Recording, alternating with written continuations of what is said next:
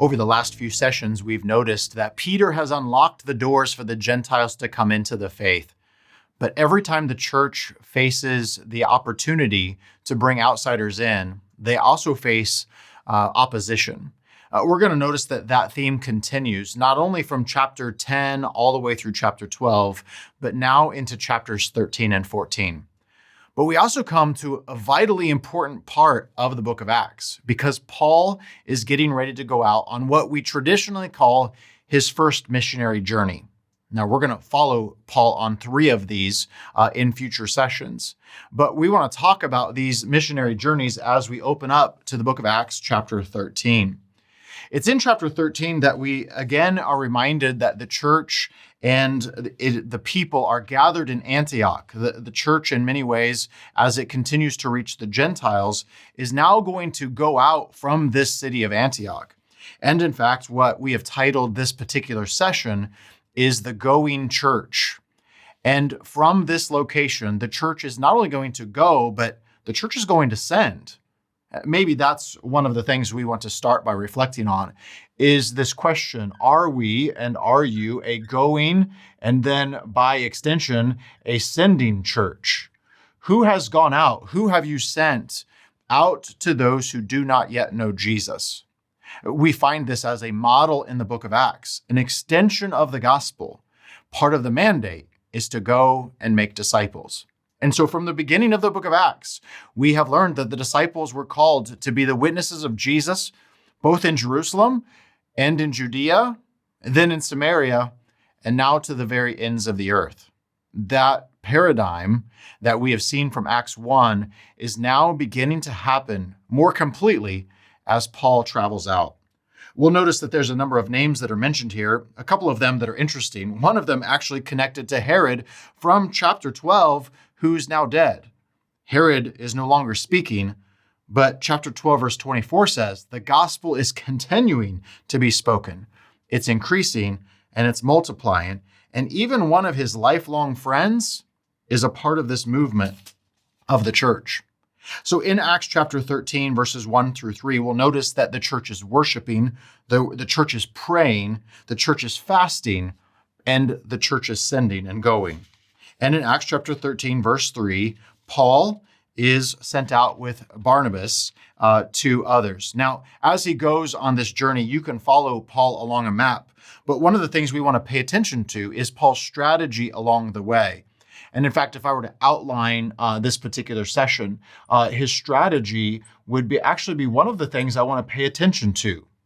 Because we'll notice this multiple times in part 1, part 2, and part 3 of this going church theme, or we would traditionally call them Paul's missionary journeys. Paul oftentimes in this strategy is going to go to a Jewish population first if a city has a Jewish population. He'll go to a synagogue or to a group of people gathered alongside a river, and he'll extend the gospel to them. We'll notice that as he preaches to them, often he will start with what they're familiar with, which is the Old Testament. And he'll start with the Hebrew Bible and proclaim to them this promise that comes from God's plan over the whole course of history. And at the end, Paul will extend to them an offer for the gospel to receive the gospel of Jesus. So part of his strategy is to extend the gospel to those who are Jewish. Then, if Paul is either rejected or they accept the gospel, Paul then goes, like Peter already unlocked, he goes to the Gentiles and offers the gospel to them. So we'll see this over and over again over the rest of the book of Acts. By the way, we saw that in the book of Luke with Jesus. Paul, the church, looks like Jesus.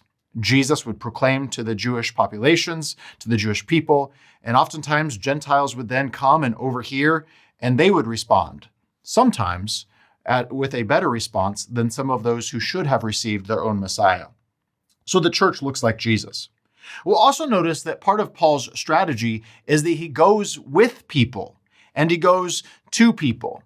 He takes people like Barnabas. Later on, he's going to bring along Timothy. And he not only takes people with him, but he goes to population centers, cities, and places where people gather, synagogues and theaters and agoras or marketplaces. Paul is going to, with part of his strategy, go with people and to people. Notice also, Paul is going to leverage every resource at his disposal.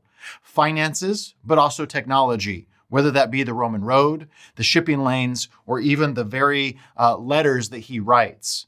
Paul leverages the resources at his disposal for the sake of proclaiming the gospel. Could you imagine, by the way, what Paul would do when it came to his strategy for taking the gospel to all people if he were to live in the time frame in which you and I live? When if Paul were to have the ability to email or text message or send a video, what would Paul do and how would that strategy look? Here's what I know. Paul was going to leverage everything he could to take the gospel to the people who did not know the gospel. And so Paul preaches the gospel. When it's to the Jews, he starts with the Old Testament. You'll notice when it is to those who are Gentile, oftentimes he starts with things from their culture or things from the philosophy or the religion or even some of the demographics that are going on, the dynamics, going on in the particular situation in which he finds himself. So Paul finds a common ground, but then leads them to Jesus through a proclamation of the gospel. Every time, though, Paul leads them to the cross, to the resurrection, and to a call to respond. And then Paul, part of his strategy, will be to return back home through all of those cities and many of those same communities that he has been a part of, and he'll encourage them and remind them of some of the things that they've been taught.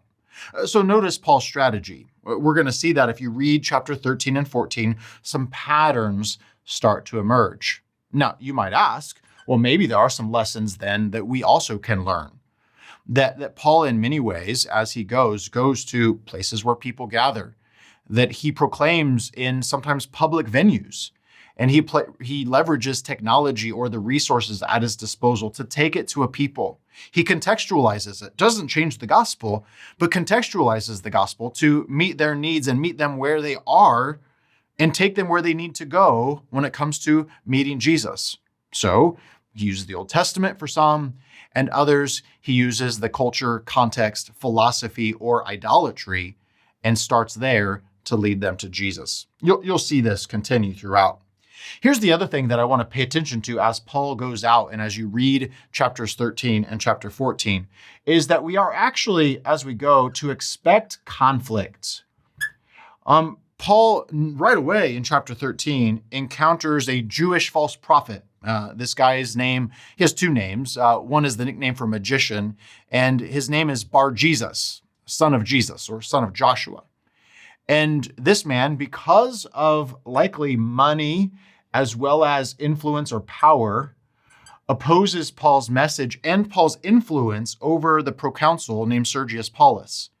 So we're going to see over and over again that actually these two motivations, and maybe jealousy is a part of that, become a source of conflict for Paul and others as they travel. The same thing was true for Jesus, by the way, in the Gospel of Luke. You ask the question, what motivated those who opposed Jesus? You'll notice that some of these same motivational factors were there.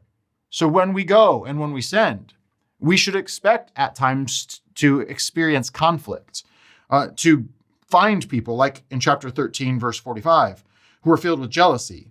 Or maybe in chapter 14, to find those who want to kick us out of their city, to kick us out of their home, to kick us out of a relationship. Or even, we find in chapter 14, physical persecution, where they desire to stone Paul, then they track him down, and they carry it out to the point where they think that Paul's dead.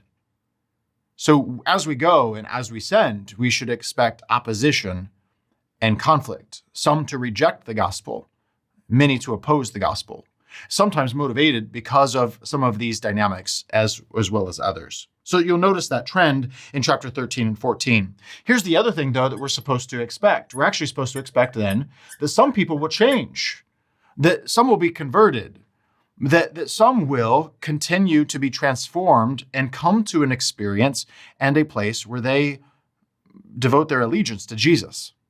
They repent and they move forward. You'll notice that Sergius Paulus at the beginning of chapter 13, he actually becomes a person who sees, whereas the person in conflict becomes blind like Saul had been blind. So Bar-Jesus, the magician, is blinded by Paul, so that Sergius Paulus could change and see like Paul did. Notice that echo of Paul's own story. Others are changed as well. In the rest of chapter 13, you'll notice that many of the Jewish leaders and Jewish people oppose Paul and this message, even though he preaches out of the Old Testament and leads them to a place of understanding their Messiah. Some accept, but some reject. And yet at the same time, then when the Gentiles hear this in chapter 13, verse 48, it says this, they rejoiced, they glorified God, and many of them came to the place where they believed. And the word of God kept spreading throughout the entire region. You'll see the same thing in chapter 14. As Paul goes, conflict and change. In fact, one of the changes that happens is in a family of a young man named Timothy who resides in Lystra. We'll come back to him a little bit later, but his mother and grandmother, who are familiar with the Old Testament, what we would call the Hebrew Bible, they come to a position of faith, maybe from this very journey. And later on, Timothy is invited to go with Paul. Sometimes this change happens, and one of the last things we want to say is that we expect it to take time. I doubt that Paul knew when he went to Lystra and was facing opposition, conflict, even those who desired to and finally carried it out to stone him. I doubt that Paul knew exactly what that time and that investment and those seeds would bear. That in time, a young man named Timothy would come to the faith, and this young man would become someone he would consider not only a friend, but a son in the faith. We see this time actually throughout chapter 14 as Paul continues to minister, as he goes from place to place. And this always reminds me a bit of like someone's social media account where they post their travel itinerary, but it's never like pictures of the moments they spent in a bus or on an airplane, just kind of the mundane 6 hours on the flight. Instead, it's the highlights of locations visited. The same would be true for Paul's journey. Like we read about these cities and locations where Paul and Barnabas and others are, but we forget how much time was in between those highlights. This was a ministry, a going, a sending that required some time. And in fact, in chapter 14, it says this in verse 3, that Paul spent a long time in Iconium because of the opposition and his desire for change. He was there like a farmer, planting seed and tilling up soil and laboring, and it took time for the harvest to grow. So I want us to pay attention to that as well. In fact, as Paul gets back and we get to the end of chapter 14, one of the things we'll discover is that Paul goes back and he revisits all of these places again. He invests time with these communities and these people, encouraging them, not just planting the seed, but going back to make sure that they are encouraged and strengthened and healthy and doing well. So he invests that time. And at the very end of chapter 14, we actually find this little phrase, and they, speaking of Paul and his companions, remained no little time there with the disciples. In the book of Acts, time is one of those things to pay attention to, because honestly, long gaps of time go by. But what you discover is that even in the midst of the mundane or in the gaps of the highlights, God is still at work. God's timing is in play. And so as we walk through the next several sessions, leading us really through Paul's 3 missionary journeys, I want you to pay attention to these dynamics. The church is going to continue going. They're going to continue sending. We're going to highlight Paul and his companions, but they're going to go other places as well. They're going to carry out this strategy. They're going to go to those who hear the gospel message, and they're going to go to those who reject the gospel message. They're going to face conflict. Some people are going to change and be transformed and become disciples of Jesus. But all of this is going to be an investment of time. Is it worth it? The answer, of course, is absolutely yes, because in comparison to eternity, this is a small investment of time.